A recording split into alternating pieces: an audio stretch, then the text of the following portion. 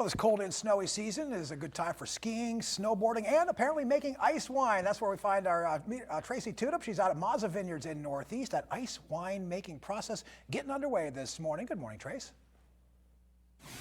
Good morning, Mark. You know how I love my winter activities to make the time in Erie just beautiful and delightful and fun. So we're making ice wine this morning, but we're starting out in the vineyards, and we're here with one of the winemakers who actually has been operating that press and, of course, dealing with the cold temperatures to get those grapes. It looks like it's a little bare out here this morning. Can you talk to me about what the season has been like?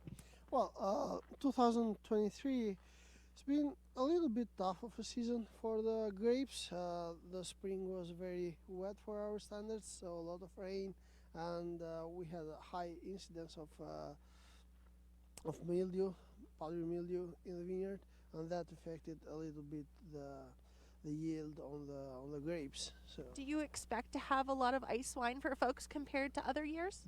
well, we'll be in the average, let's say, for us quantity. So we'll have plenty. Can you tell us why on a day like today you're out here picking grapes? So for ice wine, it should be this weather. So really cold, and the grapes need to be frozen. They need a couple of days of temperatures below zero, let's say 0 Celsius, and that's what we're having all this week. So we're picking during this time.